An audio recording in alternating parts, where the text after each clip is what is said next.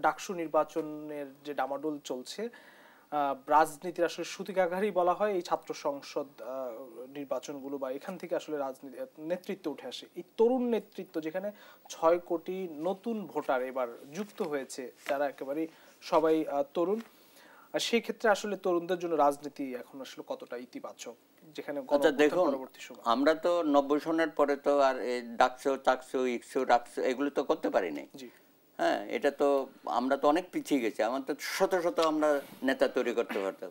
2019 সনে হলো বিপি নূর, হ্যাঁ, সে একাই এখন মাঠে দাপিয়ে বেড়াচ্ছে। এরকম তো অনেক নেতা আমরা পেতাম।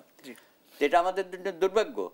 তো এখন আমি প্রথমেই বলেছিলাম যে এই সমস্ত ইলেকশনগুলো দিয়ে দেখ, এবং যারা তরুণরা এই আন্দোলনের সামনের কাতারে ছিল তাদেরকে বলা হোক, বাবা তোমরা এখন যার যার শিক্ষা প্রতিষ্ঠানে ফিরে যাও, কলেজে যাও, স্কুলে যাও, লেখাপড়া শেষ করো, ভবিষ্যতে রাজনীতি করা যাবে। উনি না করে তাদেরকে বললো তোমরা একটা রাজনৈতিক দল করো, তরুণ সমাজকে। এখন এই সময়ে এসে নির্বাচনগুলো দিচ্ছে, এবং নির্বাচনগুলো হওয়া উচিত। কেন হওয়া উচিত? এখন আমাদের শিক্ষা প্রতিষ্ঠানে কোনো শিক্ষার পরিবেশ নেই। আপনি দেখেন, এই ইলেকশনটা যদি আগে হইতো তাহলে একটা শিক্ষা কমিশন হইতো, সেই শিক্ষা কমিশনটা হয়নি। অর্থাৎ সরকারের এজেন্ডার মধ্যে শিক্ষা বিষয়টা প্রায়োরিটিতে নাই। এখনো আমরা মনে করি যে এখানে অনেক কিছু আমাদের করণীয় আছে, এবং এটা নিয়ে তো খুব আলোচনার দরকার নাই। প্রফেসর ইউনূস সাহেব, ঐক্যমত কমিশনে আপনি শিক্ষা কমিশন বা তার শিক্ষা ব্যবস্থাকে নিয়ে যদি আপনি কিছু রিফর্ম করতে চান, এখনই করে ফেলেন। কিন্তু সেইখানে আপনি না কইরা কিছু কিছু তরুণ সমাজকে রাজনীতিতে নিয়ে আসলেন, এবং আসার পরে কি হয়েছে আমরা সবাই জানি। ওই আলোচনায় আজকে গেলাম না। আমি মনে করি এই সমস্ত ইলেকশন হওয়া দরকার, তাতে করে একটা সুস্থ ধারা রাজনীতি আমাদের তরুণ সমাজ ইনভলভ হবে।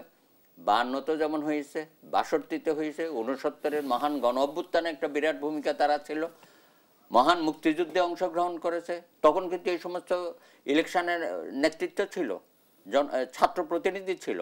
90-ও আমরা সেই আন্দোলনে ওনাদেরকে আমরা পেয়েছি।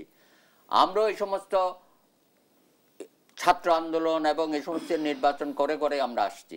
তো আজকে একটা যে রাজনীতিটা শুরু হয়েছে ছাত্রদের মধ্যে, আমি মনে করি এটা খুবই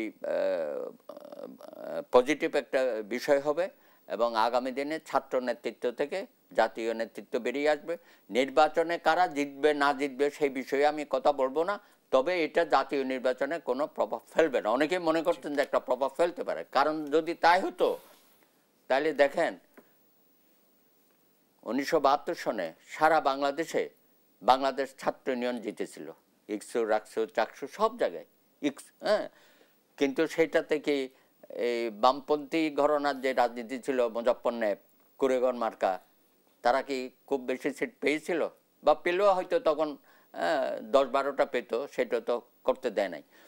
এবং এরপরেও দেখবেন জাসদ তো বেশ কয়েকবার জিতেছে, তাতে করে কি জাসদ জাতীয় রাজনীতিতে ওইভাবে কোনো ভূমিকা রাখতে পেরেছে? সুতরাং আগামী দিনও এই সমস্ত সংসদ নির্বাচনে, মানে ছাত্র সংসদ নির্বাচনে যদি কোনো বিশেষ রাজনৈতিক গোষ্ঠীর ছায়ায় কেউ জিতে আসে, সেটা আমাদের জাতীয় রাজনীতিতে বা নির্বাচনে খুব বেশি প্রভাব পড়বে না বলে আমি মনে করি।